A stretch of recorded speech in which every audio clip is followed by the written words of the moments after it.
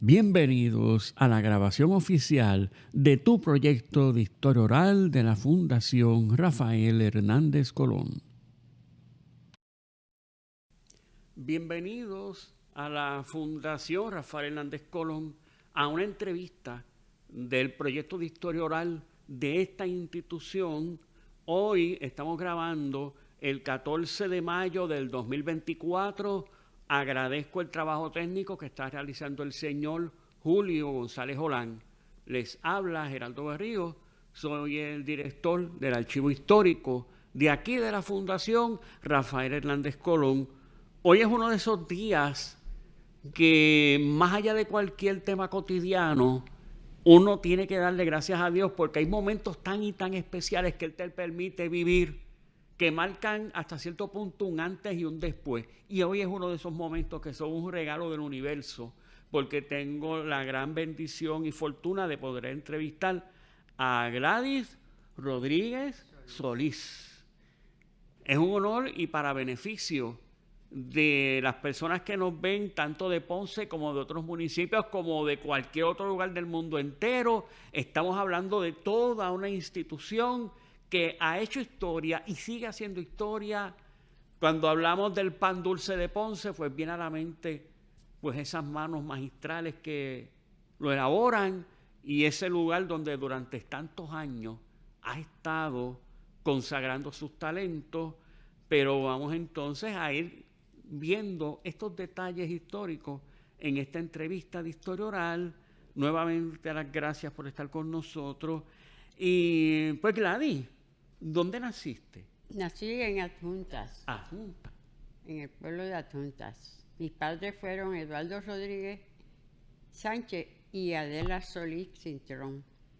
Wow. Mi padre tenía una fábrica de cigarros, hacían cigarros. Tenían de 5 a 6 empleados.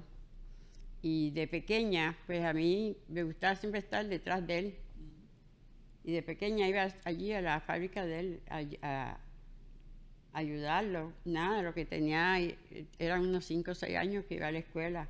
Pero salía de la escuela y me iba allí a la fábrica que él tenía de cigarros. Ahí empecé a comunicarme con las personas que trabajaban y aprendí mucho de ellos.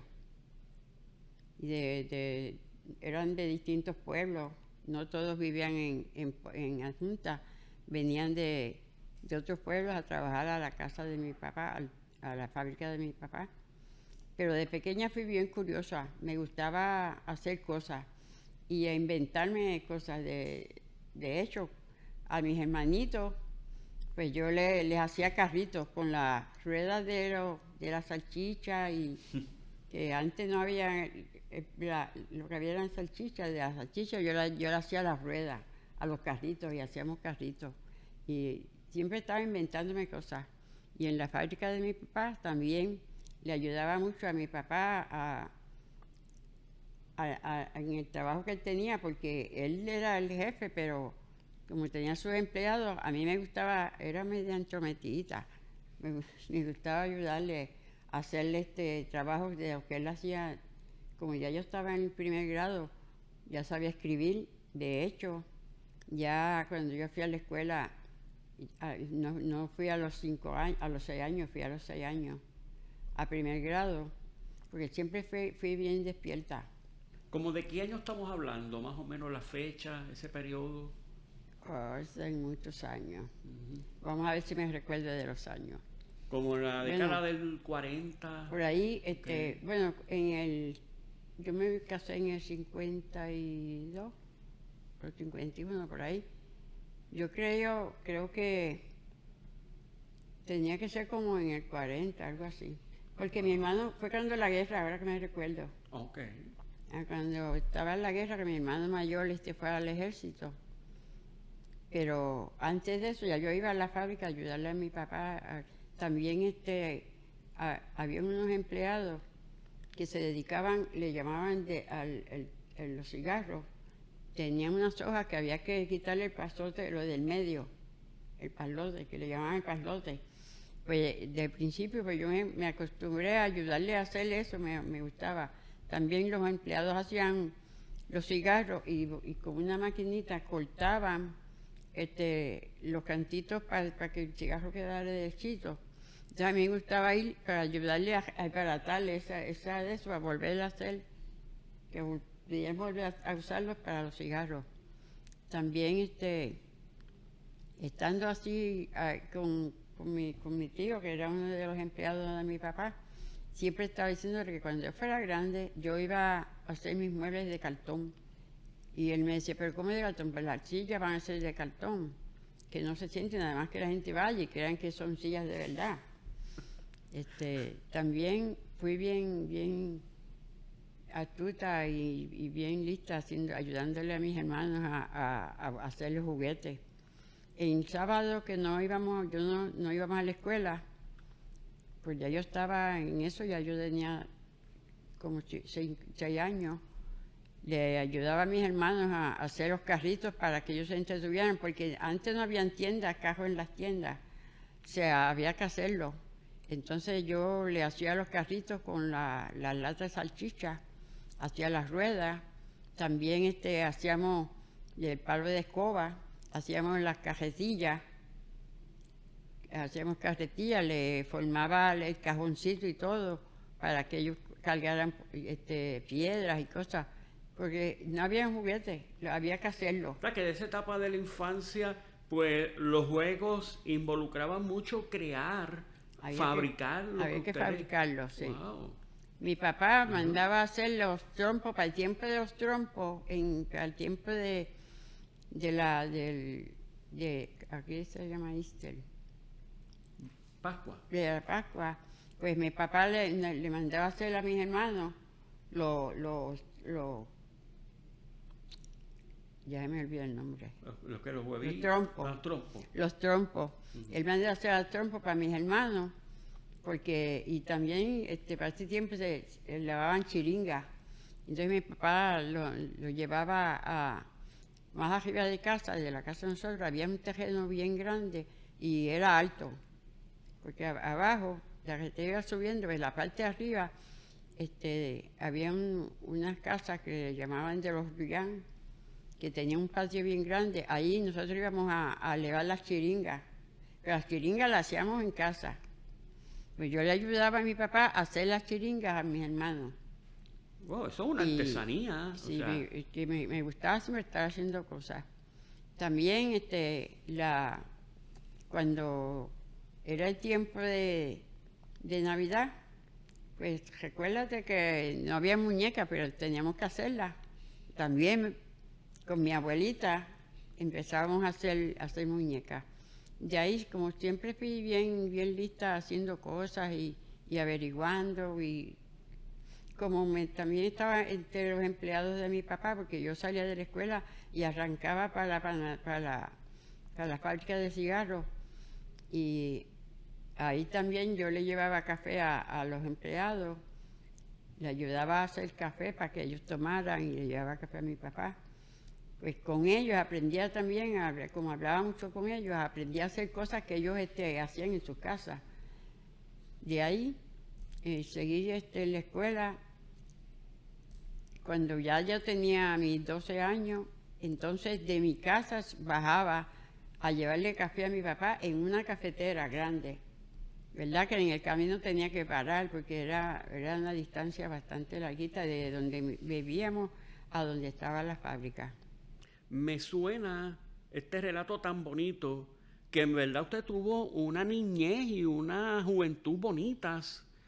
Y quisiera preguntarle, ya que estamos en esa época, ¿qué recuerda de sus años de escuela, de esos tiempos, algo que usted quiera relatarnos como estudiante? Bueno, como estudiante, mi papá nos acostumbraba a cada uno de nosotros a darnos un velloncito para que cuando saliéramos de la escuela, al recreo, fuéramos a comprar lo que quisiéramos, que antes con 5 centavos uno compraba 2 o 3 dulces, y él nos daba a cada uno un velloncito. Yo no acostumbraba a comprar nada, siempre fui mística.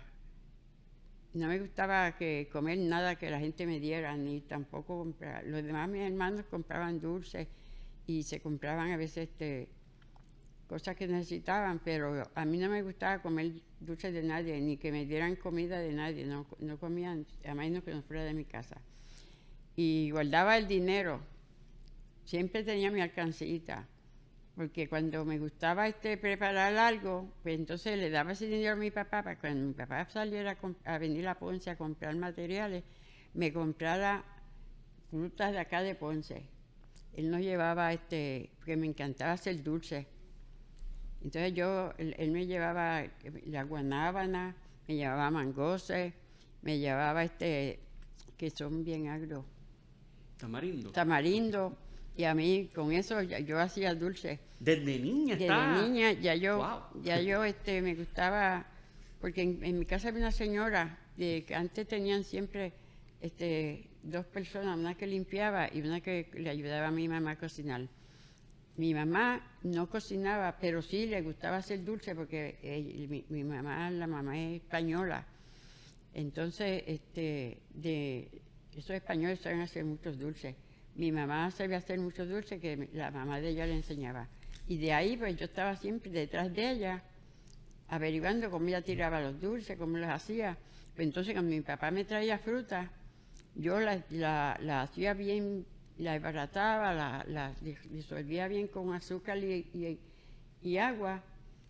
Con la misma cantidad de agua que echaba, así misma la cantidad de azúcar que le echaba y la misma cantidad del líquido que hacía del puré, porque yo las cogía las frutas y las hacía puré.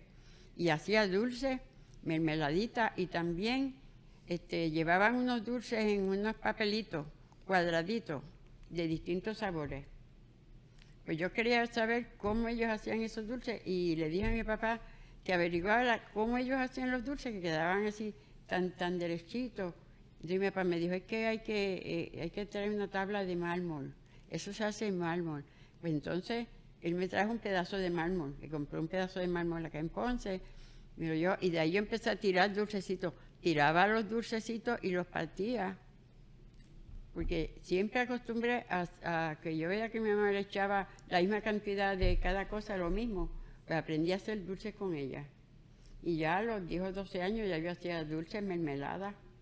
Y eso, bueno, tengo una curiosidad. Esos dulces que ya usted está haciendo desde temprano, la azúcar, ¿era más recomendable la refinada o la azúcar esta que le llaman morena? ¿O qué? En mi casa, mi papá, como él, además de tener la fábrica de cigarros, era un político que siempre estaba detrás de Muñoz Marín, pues lo que había en mi casa todo era por saco o por lata o por cajas grandes, en cantidades. Pues había unos sacos eran bien grandes, tenían como 100 libras, eran de azúcar blanca. Ah, ok. Entonces, como siempre había abundancia de azúcar, de manteca, de mantequilla, la mantequilla la llevaban en una latita, como ahora mismo la de leche clean, así venían las latas de mantequilla. Nosotros usábamos mantequilla para freír. Había un vecino que tenía una tienda y nos regalaba los guineos. Y yo cuando los fines de semana salíamos al patio a jugar, pues yo les cocinaba y les freía. Para Navidades, me recuerdo siempre que para Navidades yo les pedía unos sartencitos que venían, que tenían 2 bolitas, para que sonaban. Esos sartencitos, yo los pedía porque los quería sacarle las bolitas y usarlos de sartén. Y eso que yo cocinaba ahí, les freía a los hermanos míos, los guineos maduros que le pedíamos al vecino. Wow, me está trayendo muchos recuerdos de mi propia familia, de mi abuela, de mi mamá. Mi mamá me hacía relatos de cuando ella era niña, que le gustaba mucho que le regalaran una escobita chiquitita para ella ayudar a limpiar y a bajar. Eran escobitas hechas a mano. O sea, ellos hacían así, las traían hechas a mano. Sí, pero digo, para mi mamá, una niña, pues no podía ser como la de la mamá, tenía que ser un poquito más chiquitita. Entonces, ante lo que hemos visto hasta ahora, para beneficio de las personas que nos ven de otros países, se menciona Muñoz Marín, se refiere a Luis Muñoz Marín, que fue el primer gobernador electo por el pueblo de Puerto Rico y forjador del Estado Libre Asociado.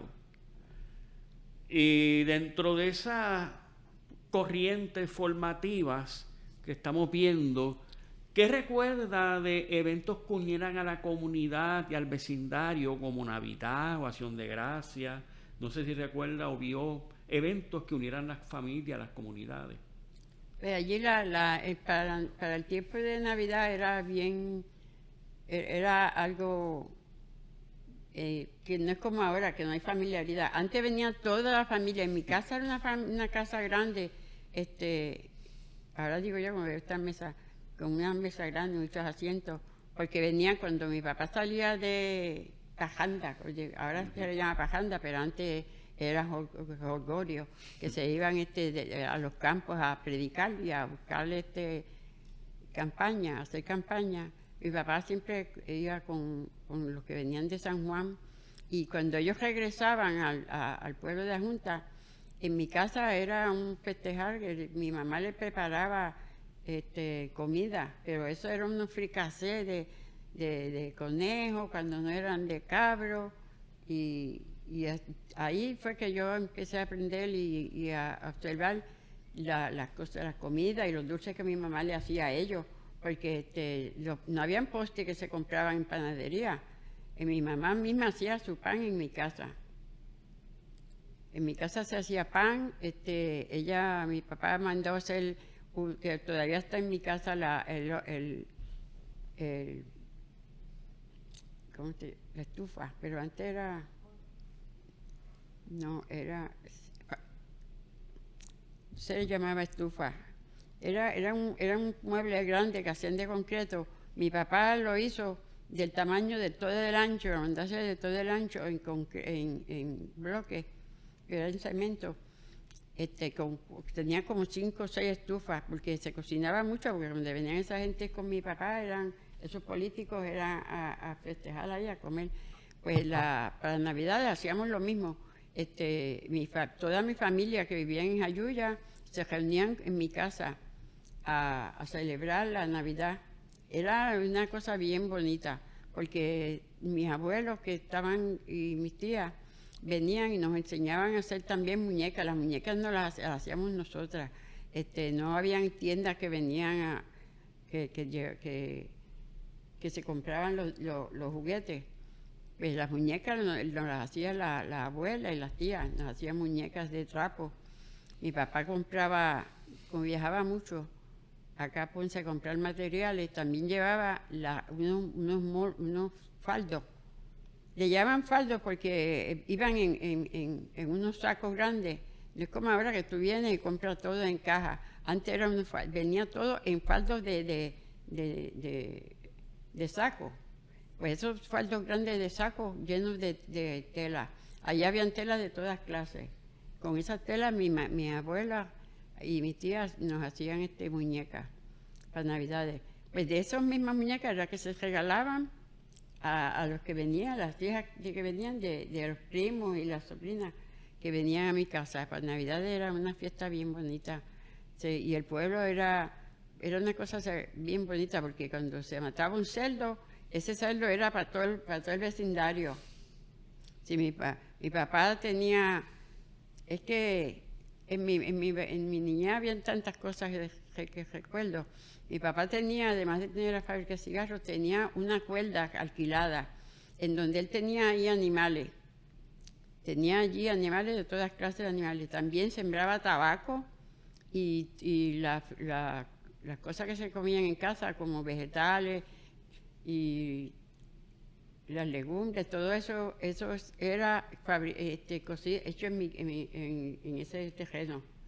Dice que ahí mismo también mi papá tenía una vaca, tenía cabra, porque una de mis hermanas no podía tomar la leche de la vaca, entonces le tenía una cabrita para que la leche que daba la cabra era para mi hermana. También tenía un caballo, porque el caballo él usaba, tenía 2 caballos, que uno se lo prestaba al compañero que viajaba con ellos, que iban de caballo a los campos. Pues en mi casa siempre él tenía 2 caballos. Y ahí en ese terreno tenía una puerca que se pasaba todo el año pariendo, porque de esos puerquitos que él allí mismo como tenía viandas que se sembraban en aquel terreno, que de esas viandas y de la hierba que había en el terreno era que comían los animales, más ellos iban a buscar a los campos más hierba. Que a veces yo me metía con ellos, me iba con mi papá a buscar hierba por allá, por las fincas de Irizarry, le llamaban Irizarry, eran unas fincas grandes, que había muchas hierbas y muchos terrenos que tenían unos palos que le cortaban las hojas y las llevaban, que se les daban a los animales. Pues también mi papá acostumbraba a cuando mataba un cerdo, porque allí se criaban en casa, cuando mataba un cerdo, él repartía a todos los vecinos. Pero en Navidades, cuando nosotros venía la familia y se asaban los cerdos, eran para la familia de nosotros y para los vecinos también. Mi papá era siempre bien atento a dar... Wow, yo la escucho y la memoria es hacer un cuadro, en parte, bueno, en mi parte combinando los recuerdos allá de mi familia, allá en Tallaboa, pero en parte trato de pintar cómo era ese escenario de lo que yo no viví porque yo no había nacido. Y no lo viví, pero uno trata de imaginar. A veces miro las montañas y veo los colores de las montañas, los paisajes, las nubes, y trato de hacer ese cuadro. Por ejemplo, mis abuelos en la casa de madera, y siempre lo mismo, siempre había comida y era una casa casi como de peaje, porque viajeros y familiares llegaban, comían, compartían, muchos viajeros venían a la casa de mi abuelo. En mi casa era igual, mi mamá hacía comida, hacía comida y siempre había, porque había que guardar para el que llegaba. Sí, que tú no esperabas, o sea, uno decía, pero ¿por qué estás haciendo tanta comida? Siempre viene alguien que necesita. Entonces siempre y hay que compartir lo que Dios nos dio, esa era la mentalidad. Siempre era la mentalidad y los vecinos que siempre estaban, le mandaban y ellos traían y nosotros, mi mamá le mandaba siempre a los vecinos. Sí, y aún si hubiera una crisis bien grande, que a veces la hubo, como mínimo tu taza de café ibas a tomar. Como mínimo, pero no te vas a ir a seca. Hubo un tiempo en que, no sé si fue para la guerra, pero yo me recuerdo que en mi casa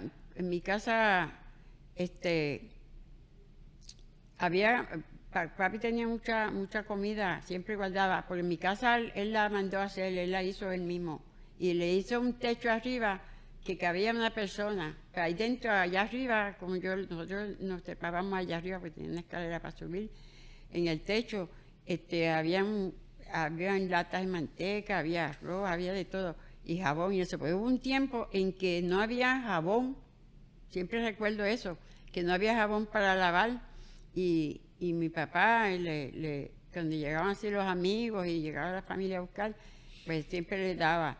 También le gustaba a los vecinos darle de lo que... porque siempre fue una persona... Yo aprendí mucho eso de él, porque cuando yo compré la panadería hacía lo mismo. Nunca... el dinero no lo guardaba en el banco, yo lo guardaba en material. Si había que comprar 5 sacos, yo no compraba 5 sacos, yo compraba 25 sacos de harina, 25 o 30 de azúcar. Pues mi papá era igual, yo aprendí mucho de eso de mi papá, que él tenía mucha abundancia de comida en mi casa, pero hubo una escasez que la gente hacían fila, porque el gobierno federal de Estados Unidos le mandaban comida a los municipios para que repartieran a la gente pobre, al pueblo.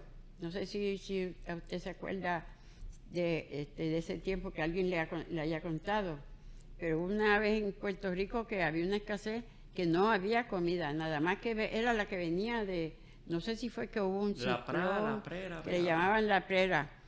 Pues cuando eso de la prera, pues como, no sé si me atrevo a decirlo, no sé, pero el gobierno mandaba mucha comida y casi siempre, pues los que estaban allá trepados en la alcaldía y detrás del gobierno, pues se llevaban la mejor parte. Pues entre esas mejores partes, las mejores carnes, que me daban unos jamones así grandísimos, buenísimos. Y de eso iban también a mi casa, porque había también que guardar por si acaso llegaba gente del gobierno.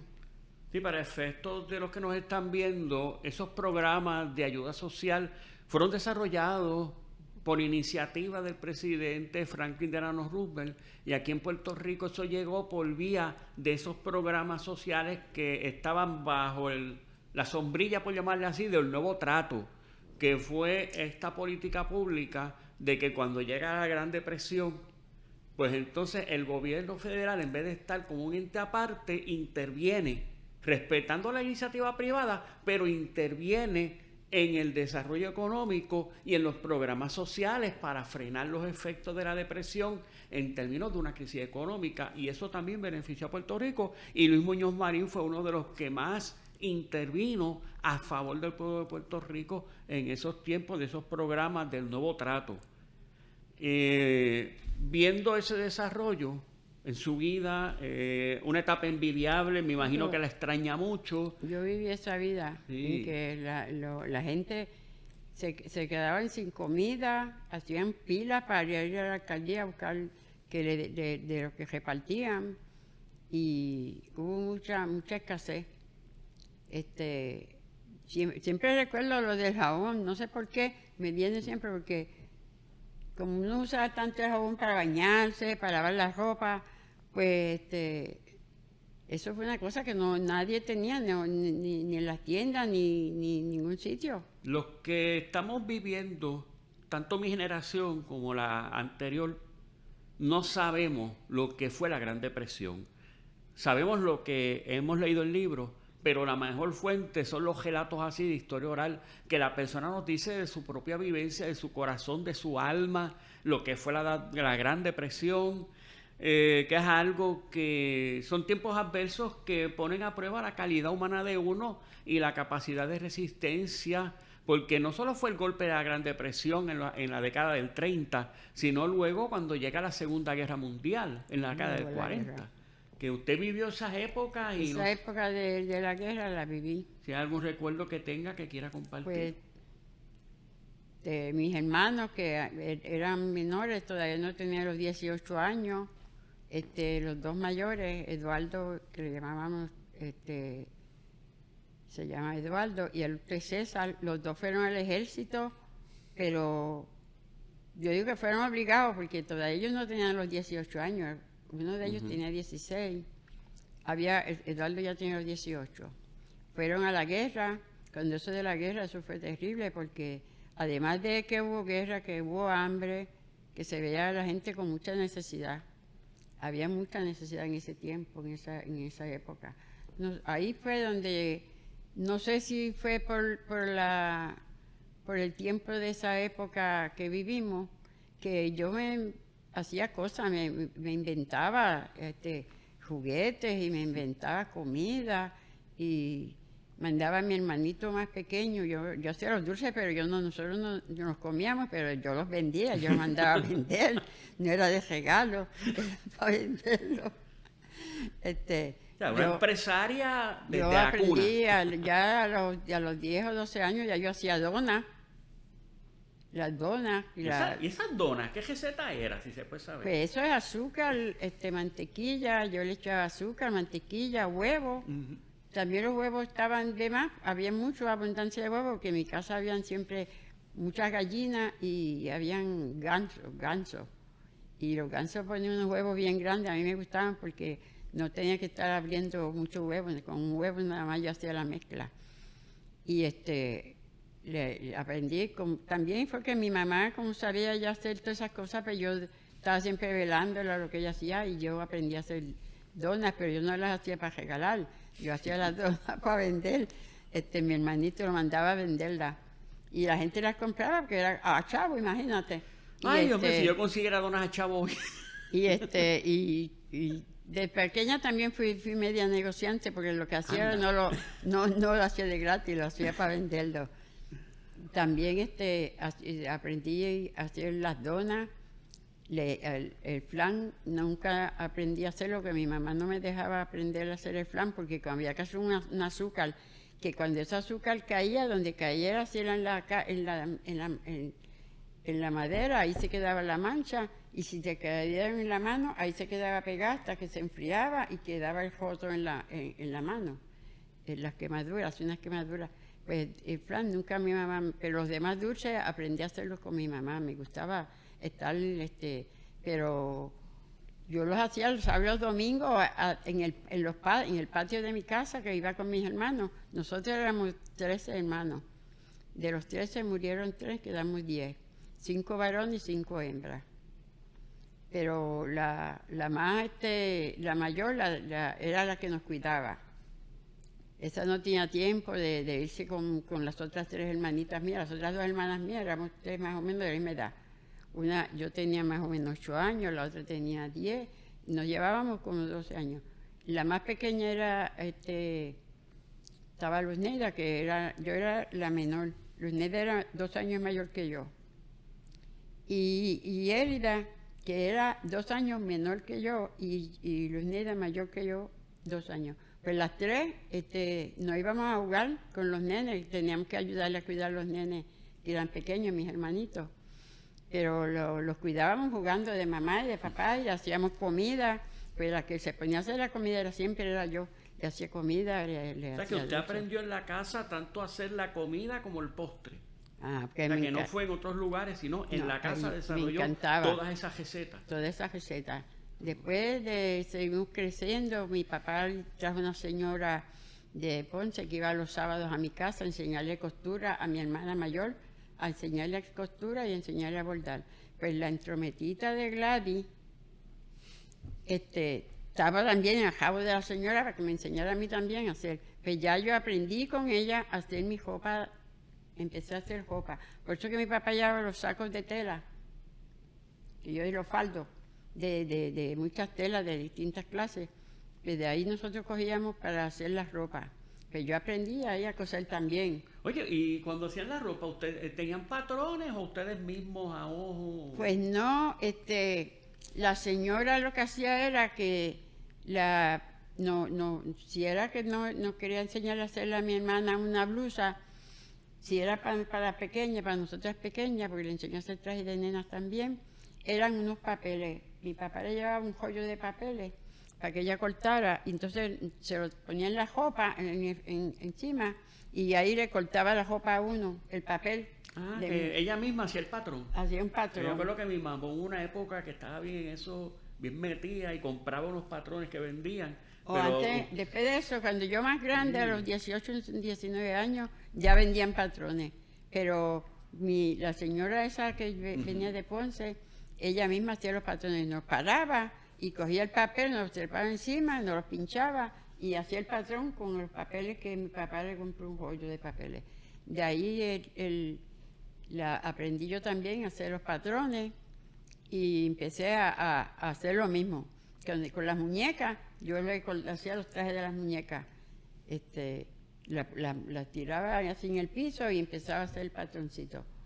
Aprendí a coser ya, yo a los 10 años, 12 años, yo era bien atrevida, me gustaba hacer de todo, es que era entrometida. Y aprendí a coser con mi hermana mayor. A bordar, ella le enseñó a bordar a mi hermana, pues yo ya a los 12 o 14 años ya yo sabía bordaba. Y empecé a aprender a tejer también. Luego, diga.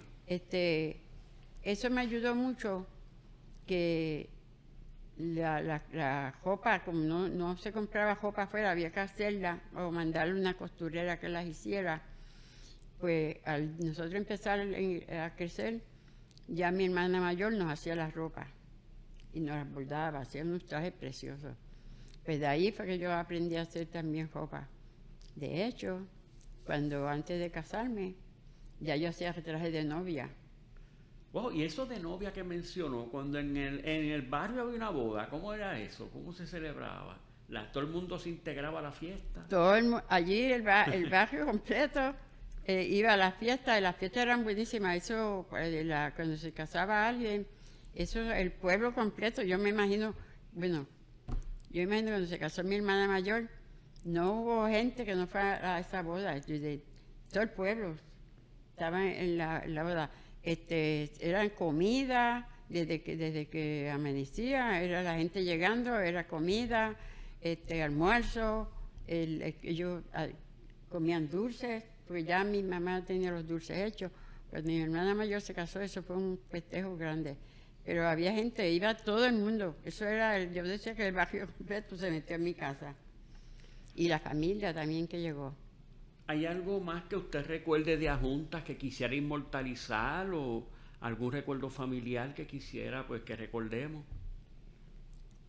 Pero las fiestas patronales Las patronales, las sí. fiestas patronales se celebraban, era la iglesia era la que celebraba las fiestas patronales, y salían por las calles caminando, la gente hacía era igual que cuando que la política, que la gente sale en pajanda, que hacían esas pajandas por las calles, por todas las calles, pero en mi casa, como una casa alta, nosotros no teníamos que irnos al pueblo a ver lo que pasaba en el pueblo, porque desde mi casa, de las ventanas, veíamos todo lo que había allá en la parte de abajo del pueblo.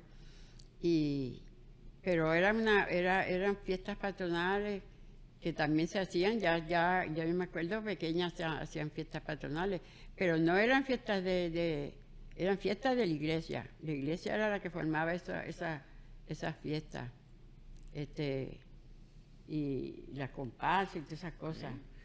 Bueno, estamos en Ajunta, usted fue a la escuela, se graduó. Me gradué, Ujú.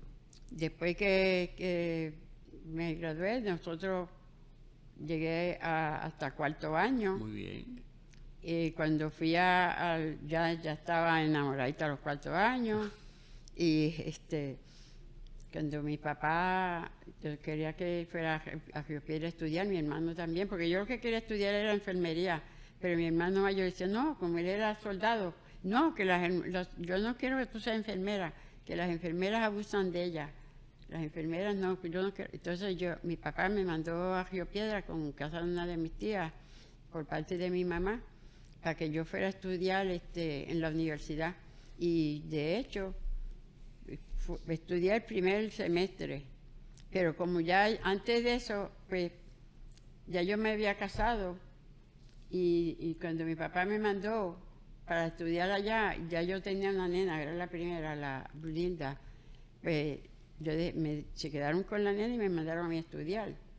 Pero estando allá, pues yo estudié el primer semestre porque me hacía falta estar con mi nena. Eso fue un proceso que fue bien difícil para mí porque estar lejos de mi familia, yo siempre estaba en casa de mis tías, yo no podía nada más que ir a la escuela, ir a la universidad, estudiar y nada más. Y a mí me gustaba estar cocinando, bregando, haciendo cosas, los tiempos libres no los podía usar para estudiar nada más, no tenía más nada que hacer. Entonces no había televisión, no había nada para uno distraerse. Y fue bien fuerte, tan fuerte que cuando me trajeron a Junta para regresar de nuevo a estudiar, no volvimos para atrás, me quedé en mi casa. Dejé la universidad, no fui a la universidad. Por lo menos el semestre, el dinero que di del semestre. Pero en ese tiempo, pues entonces me quedé trabajando, como ya yo había aprendido a coser, ahí fue que empecé a aprender a hacer ropa, traje para las amigas mías. Empecé a coser, después más tarde ya aprendí a hacer trajes de novia. Yo tuve una infancia bien bonita y que no me arrepiento de, que a veces yo veo las nenas esas que lo que se pasan viendo los teléfonos eso, y ni las mamás no le enseñan a hacer nada, a coser, yo a los 12, 15 años ya yo sabía coser, sabía cocinar, me gustaba hacer de todo y me gustaba ayudarle a mis hermanos. Bueno, y en esa época, entre de Río Piedra, cuando no completó, volvió a Junta. Volví a Junta y entonces ahí fue donde me dediqué a aprender a coser para afuera. ¿Cómo cuánto tiempo transcurre desde Río Piedra hasta venir a Ponce? Pues transcurre bastante tiempo porque luego yo vine a Ponce más o menos como en el 50 o 52, por ahí, no, el 50, 51. Pero cuando yo vine a Ponce, a trabajar a Ponce, ya yo había trabajado en una fábrica de cigarros, una fábrica de brasieles que había en Ponce. Viajaba con un vecino mío a Ponce y acá había una fábrica de brasieles. Estuve trabajando en esa fábrica de brasieles más o menos como unos 5 o 6 años. Luego después en la Junta llevaron una fábrica, el gobierno llevó una fábrica que también era por cierto, era una fábrica de brasieles, de las que montaron, llevaron una de brasieles y yo me llamaron para ver si yo quería ir a ayudar, a enseñarle a hacer, a hablar con las máquinas. Y entonces me fui para la Junta, me quedé en la Junta.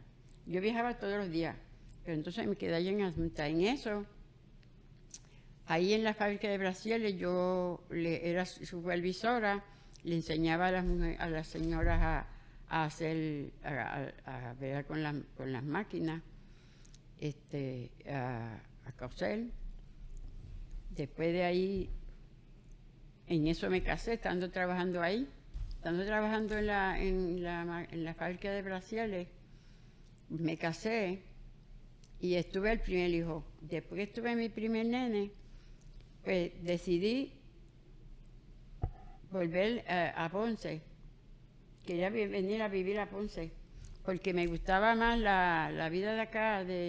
Estuve 5 años nada más trabajando acá en Ponce, pero como en la Junta era un pueblo pequeño, que no había muchos negocios, no había revoluca y acá que hay baile, que uno... Sí, sí.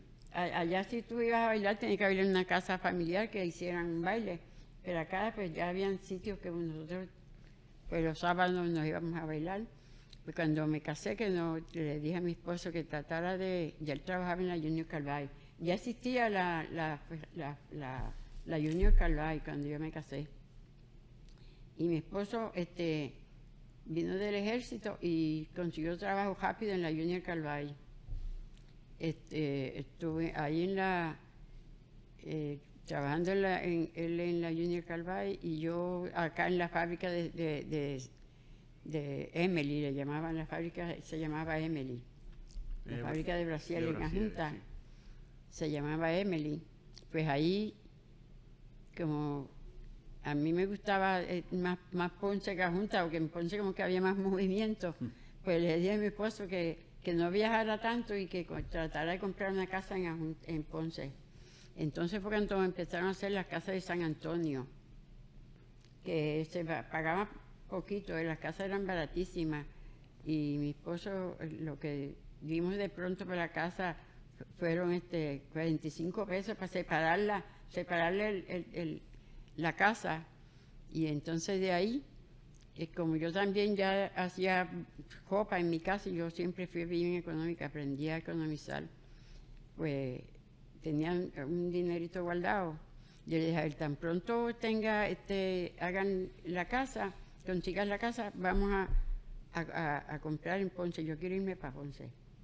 Pues tan pronto hicieron la casa de San Antonio, yo le di el dinero a él para que pagara el pronto, nada más que no había que dar mucho dinero, 3,000, 4,000 pesos al principio. Después de la casa, cuando nos las entregábamos, empezamos a pagar $68 mensuales. Se pagaban de la casa, $68.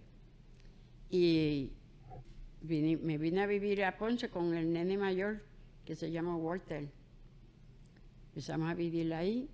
De ahí mi hermana, que ya vivía en Ponce, porque yo tenía una hermana, la mayor, se había casado y había venido a vivir a Ponce. Entonces ella los fines de semana se iba a ayudarme en mi casa a limpiar la casa, porque yo, como me gustaba estar en la costura, tenía mi maquinita de coser, que también me la compré. Pues mi hermana me iba a casa a ayudarme a limpiar la casa y a bregarle en casa con sus nenas chiquitas. Y a estar con los nenes, estar con nosotros, porque era una familia bien apegada. Mi familia siempre estaban buscándose. siempre mi casa estaba llena de familia y cuando yo llegué a Ponce era igual. En mi casa siempre había gente, venía gente de mi familia a visitarme. De ahí que aprendí a hacer los trajes de novia, que yo hacía los trajes de novia. Dejé de hacer los trajes de novia porque en eso hubo algo en Ponce y que el gobierno le dio a los caseríos, empezaron a hacer caseríos. Además de que hicieron la organización de San Antonio, empezaron a hacer el caserío que ahora mismo está al lado de San Antonio. ¿Cómo que se llama, Mari? El que está al lado de San Antonio. Xavier. Hicieron ese edificio de Xavier. Pues entonces el gobierno hizo había ahí, ellos tenían escuela, le hizo un edificio en donde las mujeres que vivían en el área de Xavier iban ahí, le tenían unas mujeres que le enseñaban a coser, a hacer de repostería. Pues entonces cuando hubo ese proyecto ahí en Aristides Xavier, que hicieron Xavier, le hicieron también algo de unidad, una unidad, antes le llamaban unidad pública. Unidad de salud pública. De salud pública, ahí también tenían ellos. Pues entonces nosotros, yo, siempre estaba, aunque estaba en mi casa trabajando, también en la iglesia, como estaba siempre también en las cosas de la iglesia, pues averigüé que estaban en esa escuela, en la Aristides Xavier, estaban enseñándole a las mujeres a cocinar y en otra parte estaban enseñándole a repostería.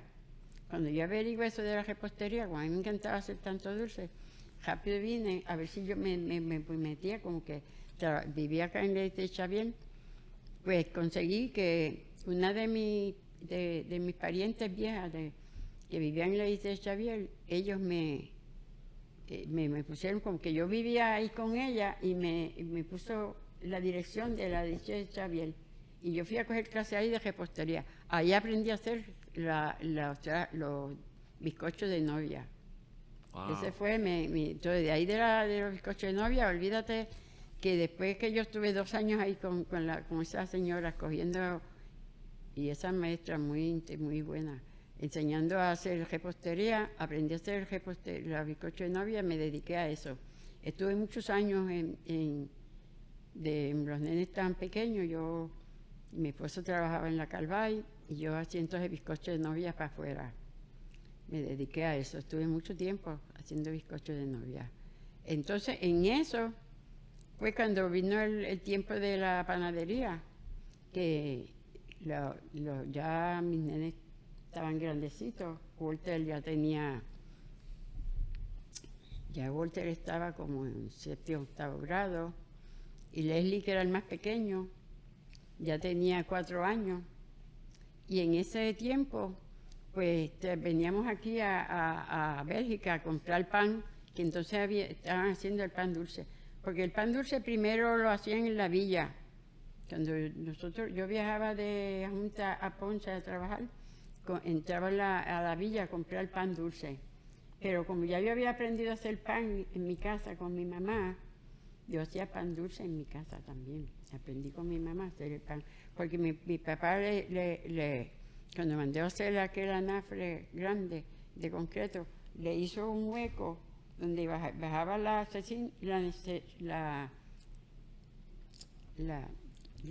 botar carbón, ay Dios mío, se me olvidó, ceniza, bajaba la ceniza por un lado, pero entonces había un hueco que no caía la ceniza. Él le puso una tablilla y ahí era que mi mamá hacía el pan, cocinaba el pan. Pues ya yo en mi casa también ya hacía pan, pero aprendí a hacer entonces los bizcochos de novia, me dediqué a hacer el bizcocho de novia. Y Walter Leslie tenía ya 4 años, más pequeño, que fue cuando compramos la panadería. Pues veníamos a comprar pan dulce acá a Bélgica. Estaba la fábrica, la panadería. Y un día, ya mi nena a los 4 años sabía leer. Porque también Leslie fue bien astuto. Bueno, bien inteligente, bien listo. Ese nene a los 4 años ya él sabía leer también. El problema yo tenía en mi casa que no dejaba que mis nenes fueran al vecindario a jugar. Yo los tenía siempre ocupados enseñándoles. Ellos, en el tiempo libre, ellos estaban estudiando, aprendiendo.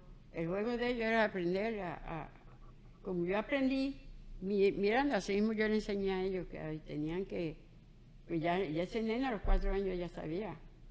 Y vio que decía, vende. Cuando él leyó la palabra vende, le dijo a papi, Añito, mira papi, se están vendiendo la panadería. Entonces, Ñito vino a casa y él, loco, están vendiendo la panadería. Entonces, Ñito me dijo, pues como la Calvay la van a cerrar, porque él trabajaba en oficina y sabía que hubo un tiempo que empezaron a no coger gente, sino que si tú te vas, te fuiste, y iban disminuyendo porque la iban a cerrar.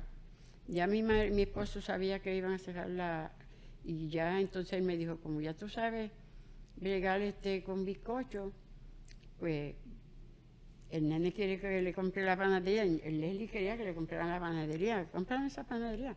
Pues ya hablamos con el señor y compramos la panadería. Ahí fue donde empezamos en el 1982. Ahí en el 82 fue que compramos la panadería. Como ya yo sabía de repostería y sabía un poquito de pan, de lo poco que aprendí con mi mamá, pues eso me ayudó mucho, que mi esposo se iba a trabajar y yo me quedaba entonces ahí en la panadería. Le alquilamos la casa de San Antonio, donde vivíamos, y la casa donde compramos la panadería, el señor vivía arriba, nos mudamos a esa parte de arriba de la panadería. Y vivíamos arriba y la panadería la teníamos abajo. La panadería era alquilada, el edificio no era de nosotros. Pero como yo había alquilamos la casa de San Antonio para pagarla de acá. Cuando usted dice que compraron la panadería en 1982, estamos hablando de la actual. De la San Agustín, que está frente al monumento de la abolición. Sí, no, todavía no he llegado ahí. No he llegado ahí, sí. Bueno, sí, cuando hablamos del 82, ¿por dónde sería esa panadería? Esa estaba en la calle Campo, que quedaba, después de la casa de la panadería, había un edificio grande, que es donde está mi panadería hoy. En ese edificio, desde que nosotros compramos la panadería, ahí estaba entonces Fano, el pintor, tenía una exposición que tenía donde vendía los cuadros y los hacía y los pintaba. En ese edificio era de 2 pisos. La parte de arriba la tenían vacía, no sé qué hacían en ella, pero la parte de abajo, Fano, estaba dividida como... Era bastante grande porque era donde está el edificio ahora de nosotros. Pues, estaba Fano y estaba una lechería, tenían una lechería. Sí, que antes de llegar a donde están ahora era por la calle Campo. Por la calle Campo. Sí, es bastante cerca. Sí, sí. Sí, pues entonces está la panadería y el edificio ese que veía grande ahí, que entonces estaba Fano con lo de pintura, la hermana de Fano, las 2 hermanas que tenía ahí mismo un pedazo donde era una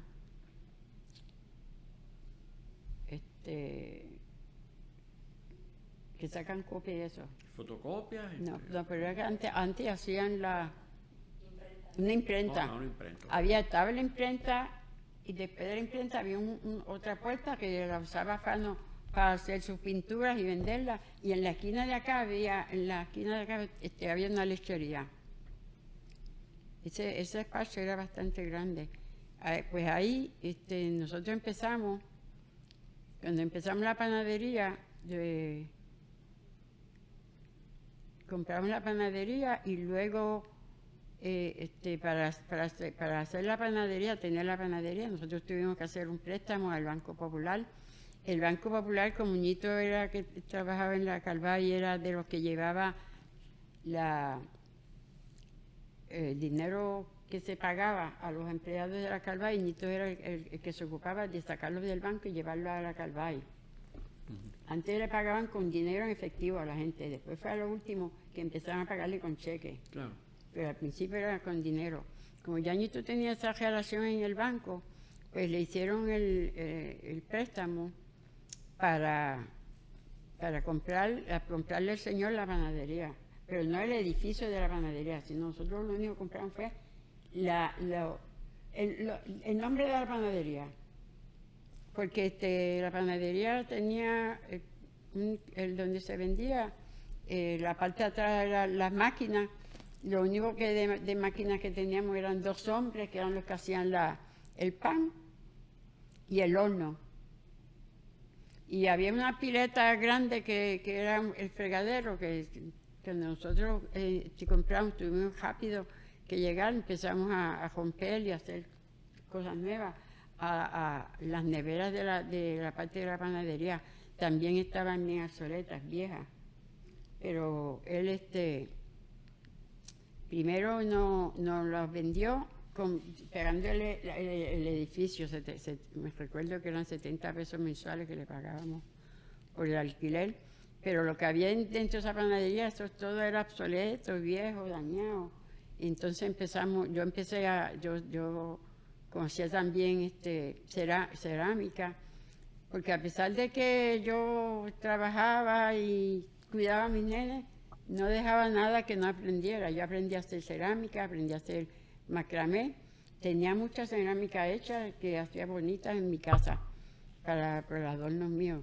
Pues cuando yo llegué acá a la panadería, en las vitrinas de la panadería, en vez de haber dulce, lo que había era la cerámica, y yo empecé a vender todo lo que había de mi casa de lujo, de cerámica y eso.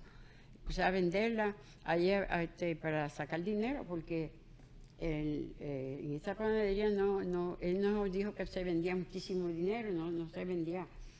Lo que se vendía era para pagarle a los empleados que él nos dejó. Entonces fuimos sacando también empleados, teníamos 2 panaderos, nada más que hacía falta uno, pues dejamos a uno.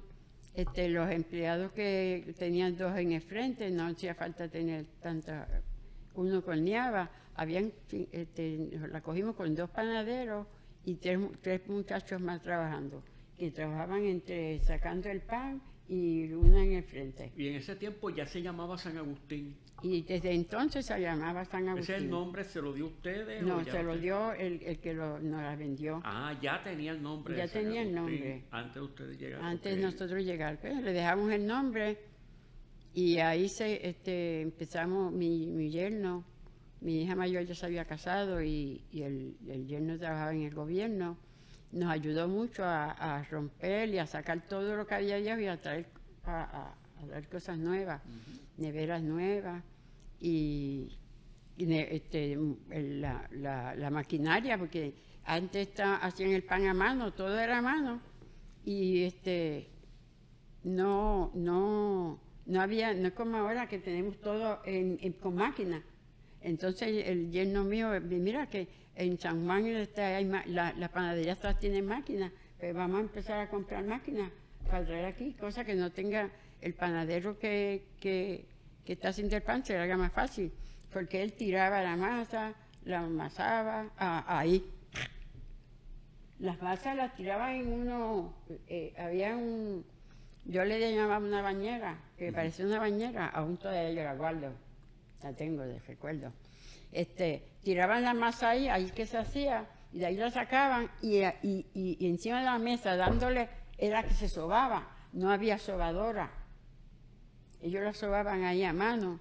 También la masa, el día antes, tiraban una levadura con un poco de agua y de harina. Esa masa la sacaban aparte, y cuando llegaban por la mañana hacían una masa nueva. Y de esa masa vieja que había quedado toda la noche ahí cogiendo puntos, era que ellos sacaban el pan. La untaban, un canto de aquí y un canto de acá. Y eso todo era a mano. Lo cogían así, esa masa, y la amasaban encima de la espalda. Ah, la espalda ahí. Así era. En la espalda pelada. Ahí. Estaba sazonadito ese pan. Estaba sazonado. Bueno, ¿y cuál es la diferencia entre el pan de agua y el pan sobao? Bueno, la diferencia es que el pan de agua lleva agua. Es bien delicado para hacerlo. Dice que el pan de agua no es como el pan sobao. El pan sobao, tú tiras todo ahí, lo revuelcas y lo sacas y haces el pan. No, el pan de agua es bien delicado. Tú tiras el agua, la medida del agua, le tienes que echarle la manteca que le vayas a echar, la sal que le vayas a echar, lo envuelves, lo pones a caminar la máquina. Después que eso está ligado, entonces que tú le vas a echar la harina. No es como el sobao, que el sobao tú tiras todo, tiras el agua, la harina, todo ahí. Pero con el pan de agua no. El pan de agua hay que hacerlo, es más delicado.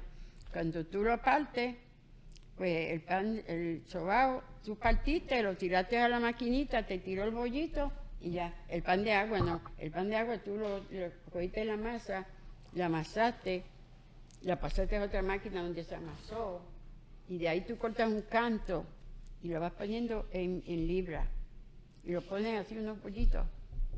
Después que tú haces todos esos bollitos, entonces tienes que cogerlo de esos bollitos, entonces que tú tiras todos los bollos que vas a hacer, entonces que tú empiezas a tirarlo a la máquina que lo envuelve. Antes hacía así a mano, pero ahora uno tira a la máquina envuelve el pan y sale, lo tira. De ahí lo pones en esa tabla, en una tabla, y puedes ponerlos todos juntos ahí, uno al lado del otro. Después que haces eso, que están todos hechos, los sacas de ahí, uno a uno, lo estiras, porque entonces ahí te va tirando sin estirar. Entonces lo estiras y lo vas acomodando 4 en cada tabla. No puedes tirar más de 4 porque se pegan, para ponerlos a coger puntos. Entonces el pan de agua, si tú quieres, lo puedes poner así en la nevera, pero tienes que ponerlo.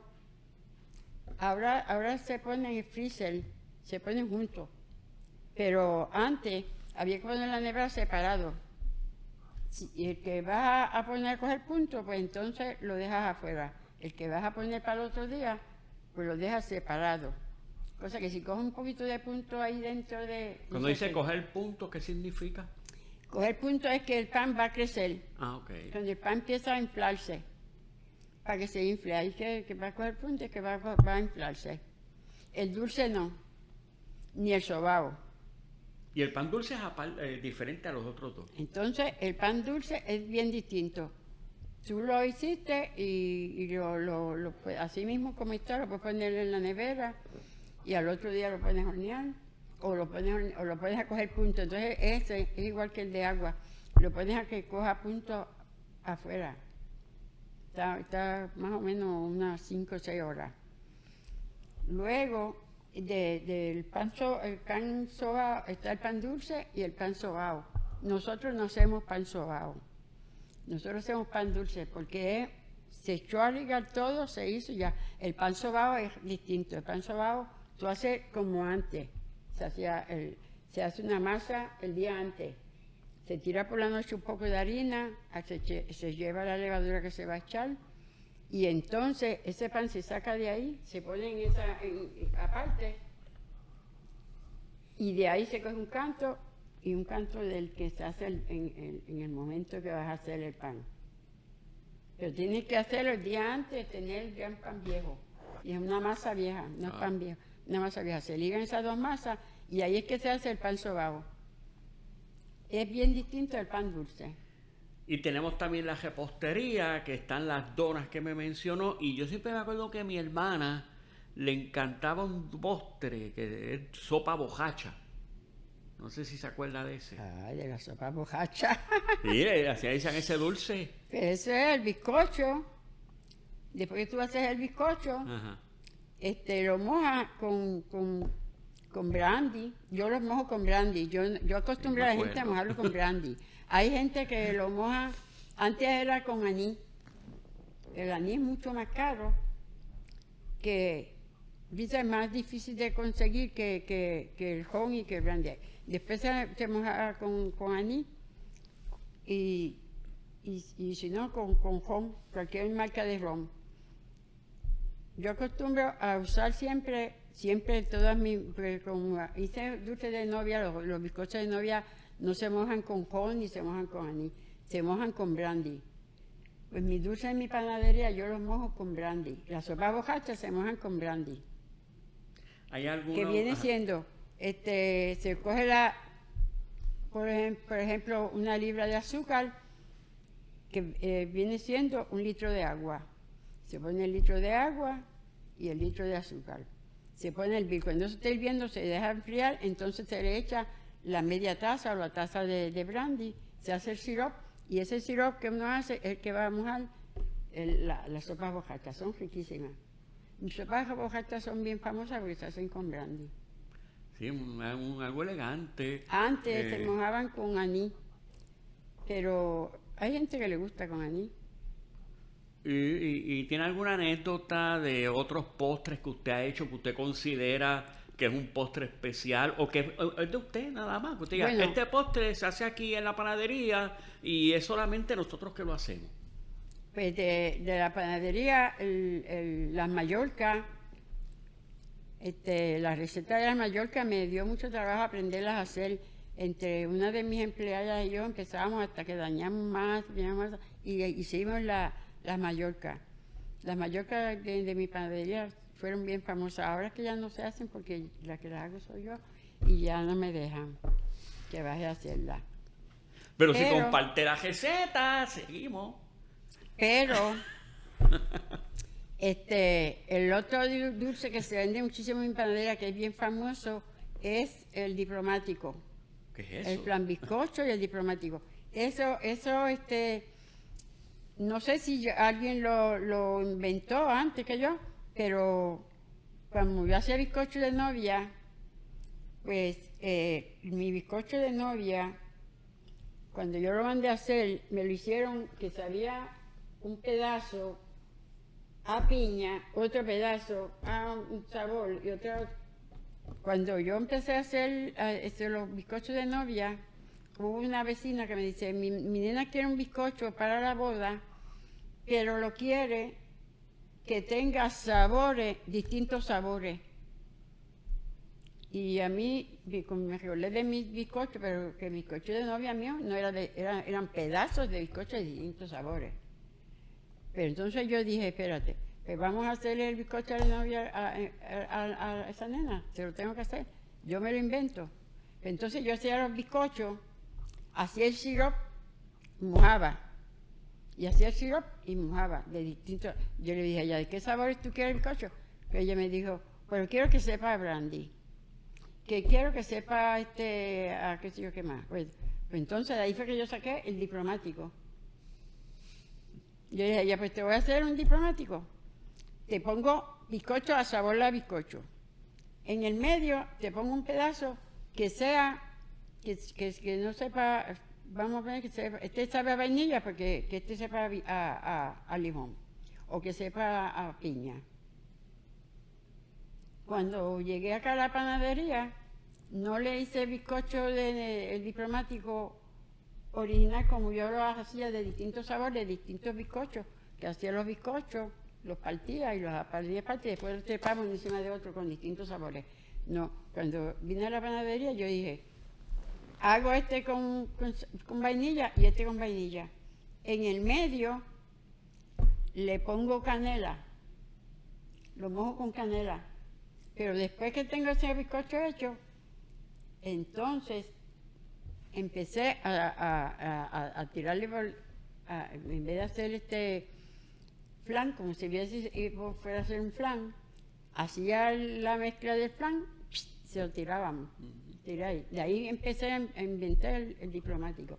Ese es bien famoso. Mucha gente aprendieron a hacerlo porque se lo llevaban de mi casa. Y aprendieron a hacerlo. ¿Y cómo fue ese cambio desde donde estaban en la calle a campo pues nosotros, hasta donde está ahora? Pues cuando llegó el señor que nos vendió Yo empecé a hacer el número y vendí todo lo que yo tenía en mi casa que pude vender ahí en la panadería, de las hamacas. Yo hacía unas hamacas preciosas en macramé. Ahí saqué dinero para venderlas, que ya la cosa estaba bien fuerte. Pues ahí empecé a sacar los empleados, dejar nada más que los empleados que en sí necesitaba. Empecé a comprar maquinaria, ya no necesitaba los 2 panaderos, con uno era suficiente. Tenía uno que horneaba, mis hijos me horneaban, no tenía ya, saqué los que me horneaban. Entonces, con ese dinero que ya no estaba invirtiendo con empleados, empecé a guardar. Entonces, estaba el banco, ese banco se desapareció. Había que yo guardaba dinero, yo empecé a guardar ahí, pero lo guardaba en depósito, lo guardaba para que ganara intereses. Y los intereses en aquel tiempo estaban a 13%. Y al 12%, lo menos que te pagaban a ti era 1%, bajaba hasta el 10%, pero no como era que es un 3%. Pues como entonces yo cogía, lo metía ahí, pues ahí me van a ganar. Y cuanto chavito yo cogía, lo metía ahí. Entonces, en eso venían los estudiantes de la católica y a casa venían media libra de pan y un litro de jugo. Y ese era el desayuno o el almuerzo de ellos. Venían todos los muchachos. Uno de ellos, que el nombre de él se me olvida siempre, el que me hizo la venta de la panadería, que estas nenas estaban chiquitas cuando eso. Es Realtor. Él estudió de Realtor. Abraham García. Entonces, Abraham García era estudiante de la católica y venía 1 litro de leche y media libra de pan. Cuando Abraham se graduó, antes de graduarse, todavía no se había graduado él en la universidad, empezó a trabajar con Jamírez, que es el que era la óptica Jamírez. Pues él trabajaba, no sé de qué trabajaba con él en las horas libres, mientras en eso el Jamírez había comprado ese edificio donde está la panadería. Entonces Jamírez iba a hacer la óptica, la iba a pasar ahí. Pero ¿qué pasa? Que no le dieron el permiso para lo que él quería, que era tumbar la fachada, bajarle el segundo piso y hacer el edificio a gusto de él. Alpes no le dio el permiso. Entonces, al no darle el permiso, vino Abraham y me dijo, doña Gladys, esa esquina la están vendiendo en 150,000 pesos. Y yo le dije, muchacho, 150,000, ¿tú sabes qué son 150,000 pesos? Porque antes 150,000 pesos era mucho, ahora no es nada. Pues yo dije, muchacho, olvida eso. Y yo, doña Gladys, cómprala y pásala, no tiene que estar aquí pagando casa. Porque él me preguntó, ¿cuánto tú pagas? Y yo dije, 70 pesos. Con esos 70 pesos tú pagas allá el préstamo y haces un préstamo porque hagas el edificio, hagas la panadería allá. Pero los planes míos, él insistió en que yo comprara. Y yo le dije, cuando tú seas realtor, vienes para yo comprarte la panadería, la esquina. Y cuando él dijo, pues yo voy a ser realtor, ya yo estoy tratando de meterme en eso, porque eso es lo que yo estoy estudiando. Pues yo le dije, cuando tú consigas que en vez de venderla en 150,000 pesos, me la vendan en 125,000 o en 100,000, yo te la compro.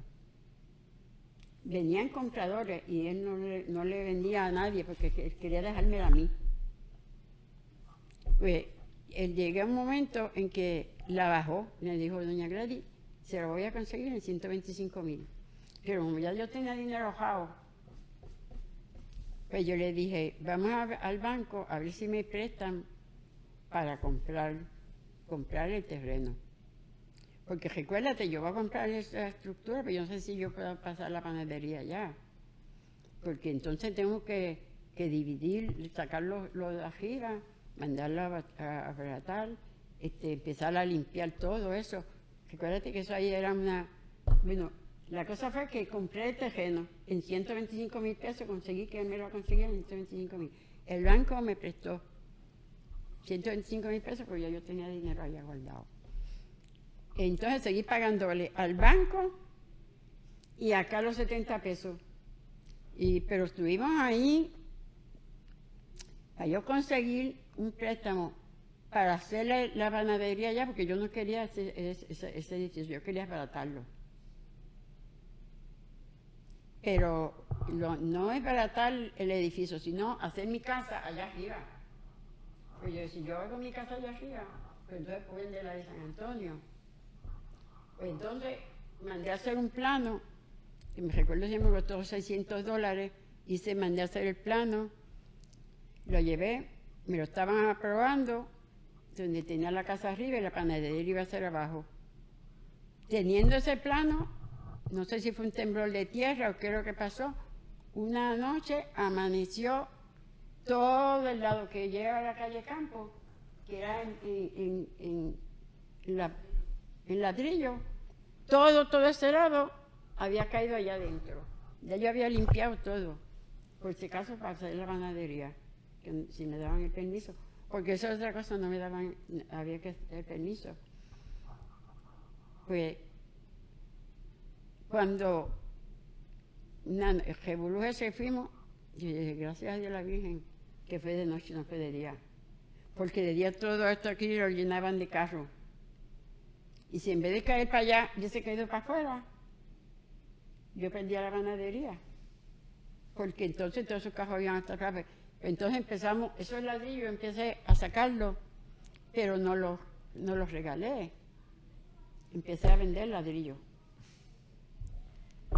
Todo lo mío era venta.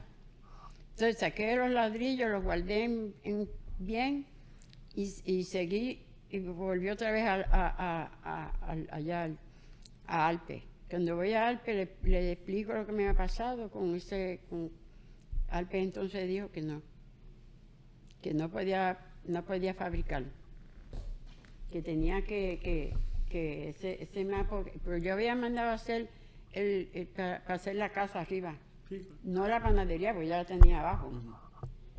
Que no podía hacer la casa ahí y que eso era de ladrillo, que si esa pared, vinieron a chequear y cuando esa pared se cayó, quiere decir que todo el edificio podía desplomarse.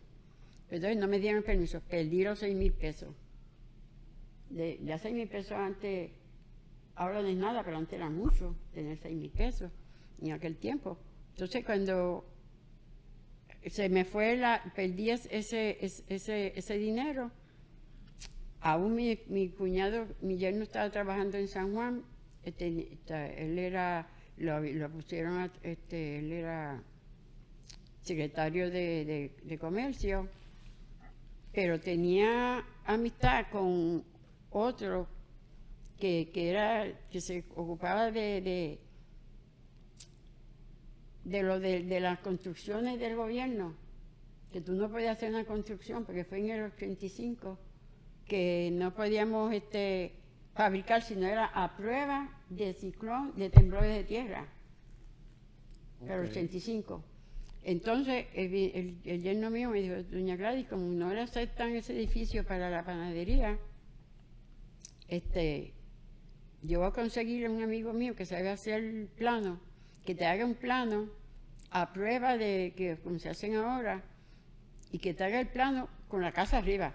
Mi casa yo la iba a hacer con una parte en el medio, alrededor así la casa, y en el medio, como tenía la panadería abajo, yo siempre pensaba que el calor de abajo me iba a afectar arriba a la casa, pues yo le dejé en el medio que no se hiciera nada, se dejara para jardín, al aire libre, y la casa se la hacía alrededor. Ese plano lo perdí. Entonces me hicieron el plano nuevo, que es el que tengo ahora, entonces él lo llevé a Alpe. Con la ayuda de él, que ya trabajaba en el gobierno, con Alpe, conseguí que me aprobaran romper este edificio, porque tampoco podía demolerlo, porque era Son históricas. Histórica. No me dejaban, pero él consiguió que yo rompiera la parte de abajo y hiciera, entonces hacía la panadería. Porque ahí no se podía romper porque era zona histórica. Entonces, a través de él, hicimos entonces, me aprobaron en la panadería, que es la que tengo ahora. Ok. Pero entonces el préstamo, también conseguí que el gobierno me diera un 85% del préstamo, de lo que había. Hice un préstamo de 330,000 pesos. El gobierno me daba 85%, que no tenía que pagarlo. El gobierno lo pagó. Entonces ellos lo afectan. Y conseguí que también que el banco me prestara ese dinero y me pedía que yo le diera de garantía la construcción del edificio. Yo no puedo hacer eso, porque ¿y si no puedo pagar? Yo tenía que pagar 600 pesos mensuales. Yo decía, ¿y si la panadería no me da para pagar 600 pesos mensuales? Se queda el banco con mi edificio. Pues traté de que el banco no me cogiera la casa, sino la panadería, el nombre de la panadería. Porque ese nombre se vende, claro. Pero el edificio no, que el nombre de la panadería. Entonces así conseguí que el banco me prestara el dinero y construí entonces la panadería. Después que construí la panadería, que no se tardaron mucho, me mudé a la panadería ya me mudé a la panadería más o menos como en el 80 y algo, 87, ¿verdad? Nos mudamos a la panadería. Ya no, acá le entregué a la gente el edificio. Entonces ya tenía los 70 pesos de acá. Y a ver si la panadería me daba para pagar los 600 pesos mensuales del banco. Entonces, rápido empecé a sacar dulces de los que yo sabía hacer. Entonces ¿Estaba el diplomático? Entonces empecé a hacer el diplomático, Ajá. Empecé a hacer las donas. Qué bueno. Que eso se vendía por un tubo de llave. La gente venía a comprar las donas para llevarlas a la escuela, para yo venderlas allá. Empecé a hacer los budines, que yo sabía hacer budines, la gente es loca con el budín. Como siempre quedan pan viejo, de un día para otro, pues también empecé a hacer los budines. Yo era la repostera, yo era la panadera, porque ahí no había para nadie. Mis hijos se metieron ahí, todos ellos horneaban, ellos nos ayudaban a hacer pan. Yo le cogí la receta a los panaderos y empecé yo misma a hacer pan. Yo estuve haciendo pan hasta los otros días. Mi hermano me ayudaba, pero el pan, vale, yo creo que ¿hasta qué año yo estoy haciendo pan? Más o menos. Ya ustedes habían salido de la universidad y se habían casado y todo. Mi hermano me ayudaba, vino de Estados Unidos, no consiguió trabajo y me ayudaba, me ayudaba a hacer pan. Estoy haciendo pan hasta los otros días, hacía el pan y hacía los dulces. Y una gordita que estuvo 18 años conmigo trabajando, con ella fue que yo sacamos las mallorcas, que tampoco sabía hacerla, pero la sacamos. Empecé a hacer mallorca, esta gordita empezó a ayudarme a hacer los dulces. Y todas esas recetas aquí en la mente. O sea, que usted no tiene un recetario ni... Bueno, si yo le dijera que ahora mismo yo no sé hacer tirar el pan dulce, porque ya se me olvidó, porque nunca estuve en aquel de copiarlo. Yo tiraba el pan de agua y hacía el pan de agua. Y hoy en día, los otros días yo dije, voy a hacer un poquito de masa de pan de agua, porque tenía ganas de comer pan, que yo misma decía, no conseguí la receta. No la acuerdo bien, no me acuerdo bien de lo que lleva, porque tampoco la copié. Pero los hijos míos saben, porque como yo les dije a ellos, Ah, bueno. ellos lo tiran, ellos saben tirarlo. Pero ya yo, si me quedo para tirarla, ya yo no puedo, no tengo la mente, he perdido mucho. Los dulces, eso sí, a lo último los dulces empecé a hacer unas notas, pero no para mí, porque yo no creía que a mí se me iban a olvidar hacer mis dulces. Los dulces que yo hago en la panadería, empecé a hacerlo para dejarle la libreta a mis nietos, a mi nieta, a mis 2 nietas que yo tengo. Pues empecé a copiarlas. De lo contrario, no estuviera tampoco copiar. Qué bueno que las copia, porque eso me trae recuerdos de que aquí hubo una exhibición dedicada a Dora Colón Clavel, que fue la mamá Hernández Colón, y ella tenía también una libreta de recetas. Ahí vea, por ejemplo, un pan de maíz bien famoso que hacía Doña Dora, que hay un parque en Ponce. Yo dejé de hacer pan de maíz, Ajá. pero lo hacía bien rico, la gente era loca con ese pan. Sí, es una tradición puertorriqueña, el pan hecho en casa. Hay un parque que se llama Dora Colón Clavel, dedicado a ella, Doña sí, Dora. al lado de mi casa está. Mencionó también esa fecha de 1987. Para ese tiempo el gobernador era Rafael Hernández Colón, y es bien natural la pregunta, ¿conoció a don Rafael Hernández Colón? No lo conocí, éramos más que conocidos. Ajá. Él iba a mi panadería a comprar pan. Éramos como, que mi marido es bien popular. Imagínate, con otro popular, con el gobernador popular en la panadería.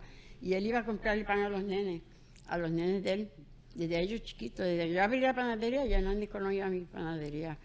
Él fue muy buen amigo de mi esposo y tiene la misma edad de mi esposo, tenía la misma edad. Hoy él estuviera 87 años. Bueno, me dice los nenes, pues para ese tiempo los nenes, pero los hijos de él, Rafael, José Alfredo, Dora Mercedes y Juan Eugenio, que me imagino que ellos también tendrán unos gratos recuerdos de eso, de ese pan y esas delicias. Ese es José Ignacio, ¿cómo es? Juan Eugenio, Juan José Eugenio. Alfredo, ajá.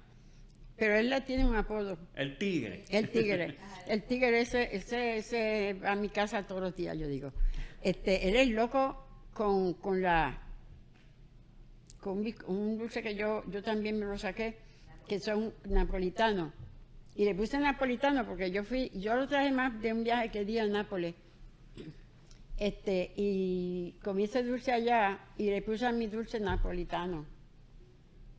Pero ahora ese napolitano es famoso para todo el mundo sabe hacerlo. Pues yo comí ese dulce allá y yo dije, cuando yo tenga panadería, pues ya yo tenía la panadería, cuando yo tenga sepa hacer las planchas para hacer el napolitano, yo voy a hacer el napolitano. Ese tigre es loco con ese napolitano. Eso es crema, y lo que tiene es crema, Bavarian en el medio.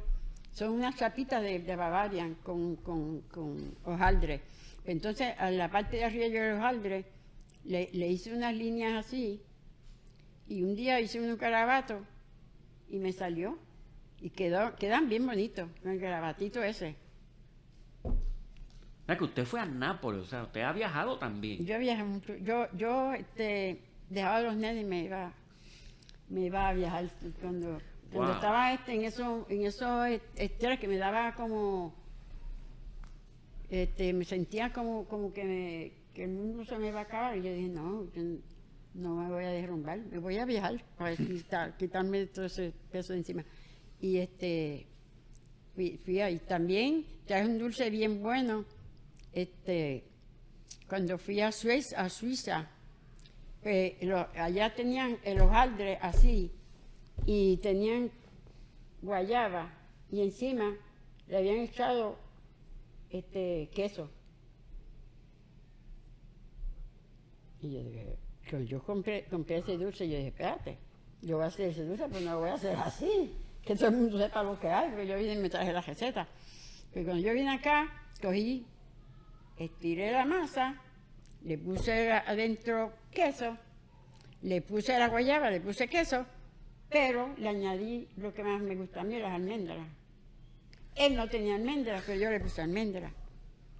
Ese es las moñas, yo le llamo moñas. La gente de San Juan viene y le llaman strudel, porque en inglés todos esos dulces son strudel, pero entonces ellos le llaman volcán, porque como queda así, yo lo amajo arriba, entonces cuando la guayaba empieza a hervir adentro, a veces sale por fuera. Entonces, como cuando lo vieron así, le llamaban, los de San Juan vienen y lo que piden, no piden el strudel, lo que piden es el volcán. Eso es otro dulce que me inventé.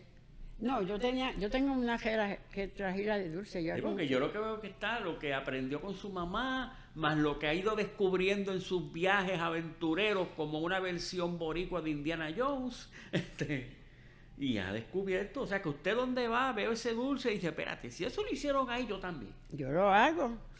Porque también tengo la ventaja de que tengo un buen sabor. Yo pruebo algo y me puedo ir a casa y hacerlo. Dice, yo voy a un restaurante y pido una comida y si esa comida me gusta, yo la vuelvo y la pruebo, la como bien, vuelvo otra vez y la hago en mi casa, la saco. Sin la receta, solamente el sabor. Por el sabor yo saco la receta. Wow, eso es nuevo para mí. Pues así, todos esos dulces, muchos dulces. En casa hay de muchas variedades de dulces, pero muchas variedades que yo, la torta gallega, yo le puse torta gallega. La torta gallega, bizcocho en el medio, con guayaba arriba y guayaba abajo, porque la gente es loca con la guayaba. Y yo digo, pues vamos a hacer, pero hay que ponerle un nombre. Y le puse torta gallega. Y que vinieron gallegos a comprarla. ¿Y todos esos dulces te pueden conseguir todavía? Todos esos dulces se están haciendo en mi panadería. Y si la gente, la torta gallega, yo le pido que mejor me los pidan. Y hay mucha gente que le encantan y los piden con tiempo. Cosa de que se lo lleven fresco. Porque el bizcocho, si tengo el bizcocho, lo puedo hacer para poner en vitrina y está un día, se vende fresco. Pero ya el otro día ya tú no vas a decir que ese bizcocho está fresco, porque se reseca un poco. Entonces, la torta gallega, yo la hago si me la piden. A veces hago una o dos y la dejo allí, pero no muchas. No es como los otros, que hay que tener una docena, porque si te piden la docena, después te quedas sin ninguno. O sea, que hay unos dulces que se consiguen, hay unos que hay que mandarlos a hacer. Y hay que mandarlos a hacer. Ahora me gusta que la torta gallega, y el que le gusta al tigre, me lo piden. El tigre va y lo espera. Quiero seis, que él lleva mucho. Napolitano. Quiero 6 napolitanos. Él los espera. Y esto se hace en un momentito, porque ya están todos los materiales, lo que hay que montarlo. Ok, para beneficio de los que estamos aquí en Puerto Rico y más allá, esas exquisiteces que se han mencionado, que ya me imagino que están haciendo embocadura, aunque sea en la mi imaginación. Pues mire, San Agustín, esa panadería está ubicada frente al monumento de la abolición de la esclavitud, aquí en Ponce, Puerto Rico. Hacen esos tremendos postres. He descubierto también que hacen sándwiches y otra variedad. Pues antes hacíamos almuerzo. Ajá. Pero al irse los empleados que estaban en los bancos cerca, que ya no habían bancos aquí, pero los 2 bancos que habían, al no ir tener empleados ni tener mucha gente, pues dejé los almuerzos y seguí haciendo entonces sándwiches. Muy buenos que son, me consta. Se preparan sándwiches. ¿Y los horarios? Entonces el horario de los sándwiches es de 6:30 hasta la 1, ¿verdad? Más o menos. ¿Y la panadería como tal, el horario? El horario de la panadería es de 6:30 a 6 antes era hasta las 9, cuando yo estaba, pero ahora hasta las 7. Hasta las 7 de la noche. Hasta las 7 de la noche. Ya está la panadería, o sea, les recuerdo, mira, si estás aquí cerquita, o si tienes un viaje planeado, o si es de fuera de Puerto Rico, quieren tener una gran aventura en Puerto Rico, tú no puedes decir que estuviste en Puerto Rico si no llegaste a Ponce y no llegaste a San Agustín. Así que ya sabes los horarios, ya sabes la localización. Mire, empezamos esta entrevista y se mencionó en una parte legumbres, de la alimentación que usted tenía cuando era niña, en el campo. Y estamos en un país que mucho se habla de la dieta, los problemas que hay de salud. Y yo digo, wow, si volviésemos a esa etapa donde nos alimentábamos sanamente y paralelamente a eso los postres, estos ingredientes que usted me menciona, pues son unos ingredientes pues muy bien seleccionados, que son frescos, O sea, ¿qué recomendación usted le dejaría a las generaciones sobre la alimentación, sobre la elaboración de los alimentos? Bueno, a mí me gustaría que la gente hicieran conciencia y trataran del pedacito de terreno que tiene o encima de la casa o en el patio, ir sembrando lo que se van a comer, sembrar las vegetales. Ahora mismo, si puede sembrar un palo de guayaba, mire, siémbrelo, porque de ahí tiene la fruta y tiene el dulce de guayaba y puede hacer pastas de guayaba. Si tiene que le cabe un palo de mango, siembre para mango. Aunque aquí en Ponce hay mucho mango que la gente los tiene, a veces no los quieren y se consiguen baratísimos. Pero por lo menos los vegetales. Si usted puede sembrar vianda, mira, ahora mismo en mi casa, lo que yo tengo un balcón para sembrar, yo tengo allí limones, tengo un palo de limón. Pues con las semillas de limón es fácil, tú compras el vegetal en el supermercado, lo traes a la casa, saca la semilla, guárdala, deja secar un chispito y después siémbrala, porque tenemos que tener la vianda que se come, la ñame. El ñame es fácil. Compra un pedazo de ñame, una batatita de ñame, parte la mitad y la parte de arriba del ñame, siembra lo que te van a hacer un ñame. Ahí vas a tener ñame. Yo ñame? Sí, que ñame. Yo tengo ya ahí en mi casa tengo 7 matas de tomate. Los tomates no se dan muy grandes, pero se dan.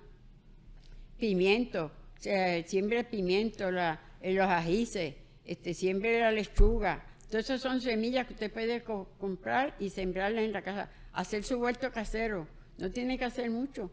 Mi papá cogió un terreno de una cuerda y la tenía toda sembrada de lo que nos íbamos a comer en casa.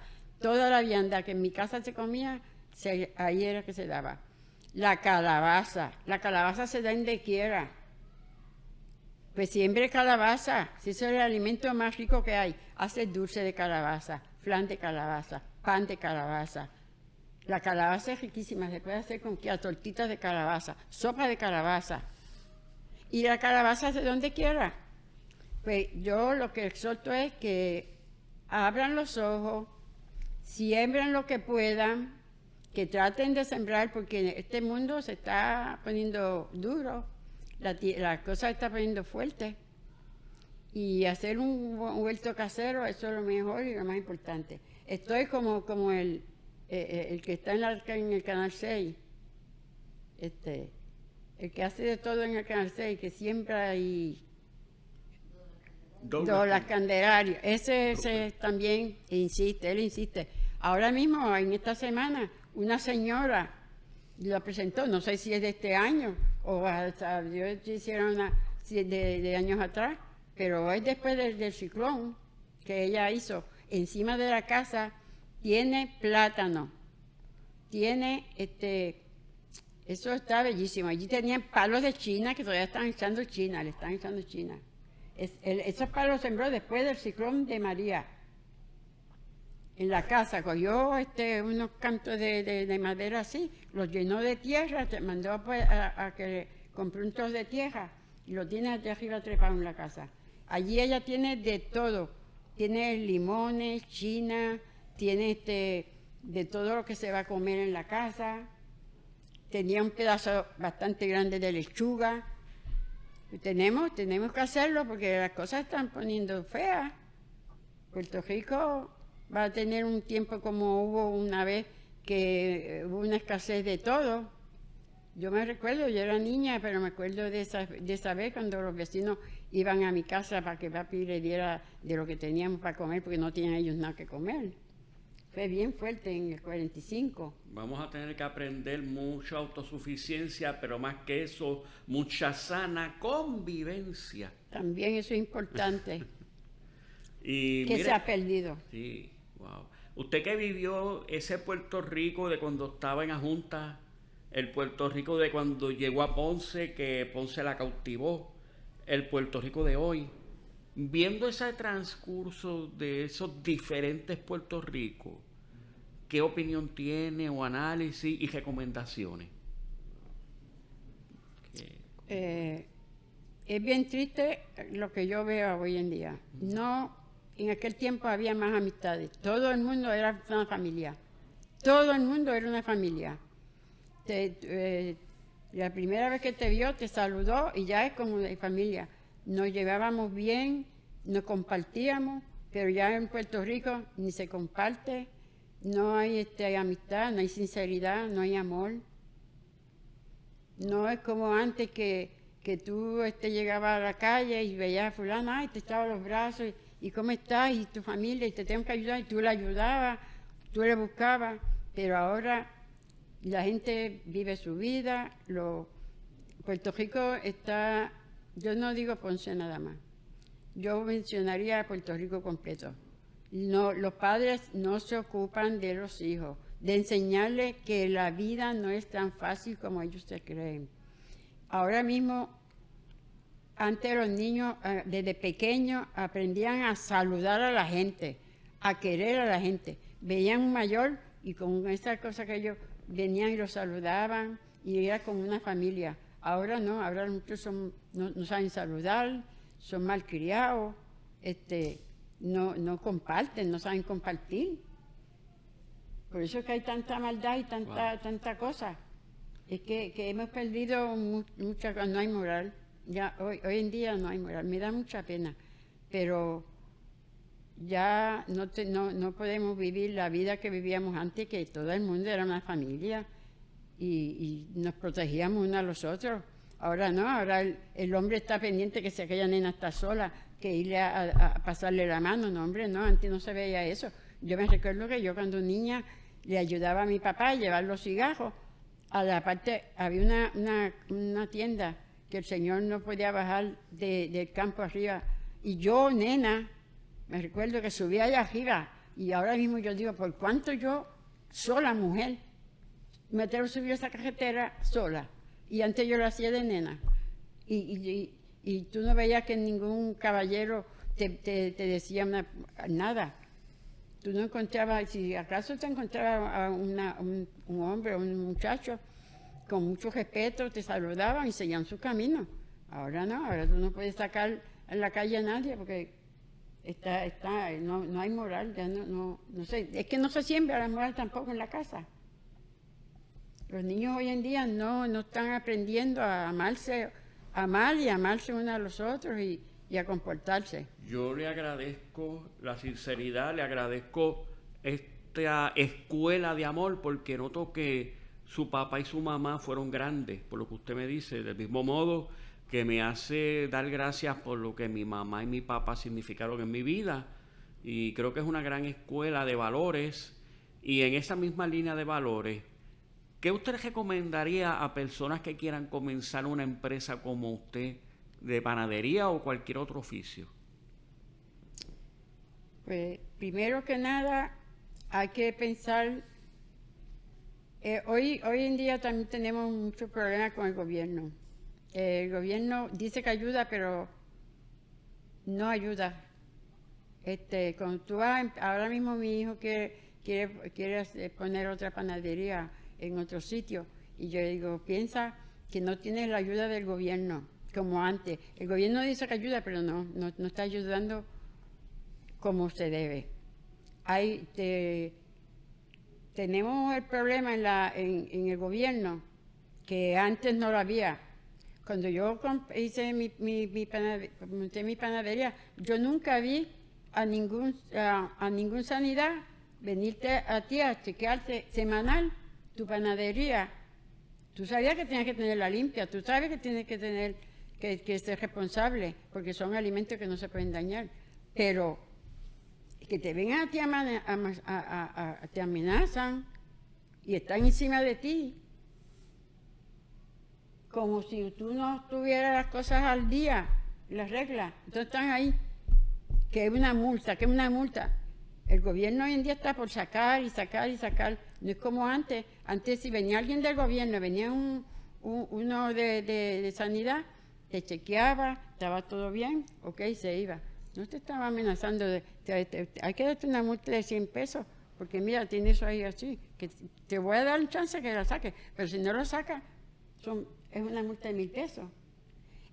Otra cosa que tiene el gobierno que nos ayuda a los comerciantes, si tú piensas hacer un negocio, que empieza, te exigen demasiado de muchas cosas que no puedes, que en realidad para empezar no se puede.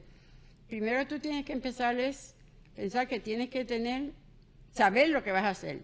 Si tú vas a poner una tienda de ropa, saber que tienes que saber cómo se hace, dónde viene la ropa, dónde la vas a comprar.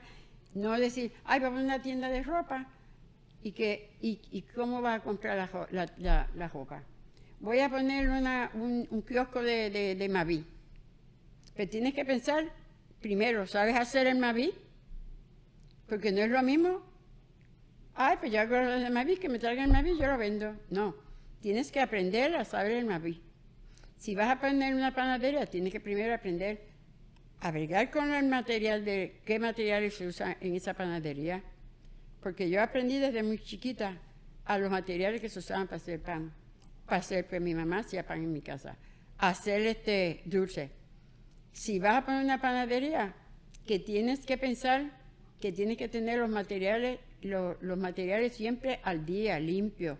Tienes que tener personas que te van a ayudar, pero que te van a trabajar, que sepan hacer lo que van a hacer. Que sean personas rectas, limpias, saludables. Porque es bien importante. Y que tengas una ayuda del gobierno, alguien que en el gobierno que te ayude a dar los permisos, porque eso da mucho trabajo, poner que si el permiso de la luz, que si el permiso para poner el agua, que si el permiso para fabricar. Es bien importante tener en cuenta que hay que saber lo que va a hacer uno antes de poner a hacer un negocio. Considero que son unos consejos de mucha sabiduría en términos de las administraciones gubernamentales que vean, tanto en el presente como el futuro, esta entrevista. Siempre es bueno tener en mente ser aliados de las iniciativas empresariales, porque así es que crece un país, cuando hay iniciativas productivas, creadoras de empleo, creadoras de progreso y de justa distribución de la riqueza. Antes de terminar esta entrevista, que ha sido interesantísima, ha sido una bendición, yo no me imaginaba que iba a tocarme mi espíritu en la forma que usted me ha tocado. Me ha dado un bálsamo a pues tantas cosas que una vez se siente. Y yo quisiera, ya en esta etapa, cualquier saludito que quiera dejar, o reflexión, o una voz hacia las generaciones presentes y futuras. Pues yo lo que le pido a las madres principalmente, que tengan la capacidad de que si ellas no tuvieron esa oportunidad de saber criar y enseñar a los hijos a tener responsable, a ser responsable, a ser humilde, a tener amor a su patria, a tener amor a su familia, a su sitio, a sus hermanos, a sus vecinos, que sean gente que piensen en que Puerto Rico, si no sigue como está, nos vamos a seguir destruyendo. Tenemos que sentir amor, ir a la iglesia, buscar a Dios, principalmente darle gracias a Dios a la vez que te levantas, darle gracias a Dios a la vez que te acuestas. Gracias por este día, Señor. Yo estoy las 24 horas del día, a veces estaba haciendo pan, pero yo no estaba haciendo el pan, estaba también rezando, porque toda la vida me ha pasado así, de día, todo el día. Gracias, Señor, por esta hora. Gracias, Señor, por lo que me estoy comiendo. Gracias, Señor, porque estoy viva. Gracias, Señor, por mi salud que me da. Gracias, Señor. Hay que darle gracias a Dios, tener siempre a Dios al frente, presente. Y en la Virgen Santísima, el que no cree en ella, pues que no crea, pero que también ella intercede por nosotros, intercede mucho. Buscar a Dios sobre todas las cosas y amar a su prójimo, amarse a sí mismo, buscarse a quién soy yo. Y eso mismo enseñárselo a sus hijos, porque hoy los hijos no están ateos, los niños no creen en nada. Hoy yo veo los muchachos, ¿qué tú vas a hacer cuando seas grande? Nada. pero no piensan qué vas a hacer. No, no sé. Desde que yo era pequeña ya yo sabía lo que iba a hacer. Yo quería ser enfermera. No pude ser enfermera porque mi hermano no se antojó de que no podía ser enfermera. Pero por lo menos quise hacer lo que mi mamá hacía, quise hacer lo que mi papá hacía. Siempre estaba detrás de mi papá, detrás de mi mamá, ayudando a mi papá, ayudando a mi mamá. Aprendí a hacer todo lo de la cocina de mi casa, pero aprendí a trabajar en la fábrica de mi papá, porque siempre estaba pendiente de él. No quería que él se acostara sin saber que al otro día tenía que tener esto hecho, esto y lo otro. Mira, papi, te falta esto, mira, papi. Porque ya yo desde pequeña estuve siempre atenta, ayudaba a todo el mundo. Yo tuve buenos vecinos, todavía ya no tengo amigas porque casi todas se me han ido, pero mis amigas me adoraban a mí, yo adoraba a mis amigas y a mis vecinos. Pero hoy en día ya no hay nada, no hay amor, no hay compasión de nada. La gente vive por vivir. Pero yo le pido que busquen a Dios sobre todas las cosas, que busquen a Dios de una forma o de otra y le den gracias por todo lo que tienen y por el día, por lo que respiran, por lo que tienen. Siempre darle gracias a Dios por todo lo que en cada 5 minutos tú darle gracias a Dios. Estar pendiente que Él es tu vida. La vida tuya está ahí. Ese es el que te está ahí dando la respiración, el aire, la luz, el sol, el calor, el frío. Todo eso te lo está dando Dios. Gracias por llenar el alma. Esta es una entrevista de Historia Oral de la Fundación Rafael Hernández Colón a Gladys Rodríguez Solís, y a una gran dama. Yo le agradezco, pero como se hacía antes. Gracias. Gracias.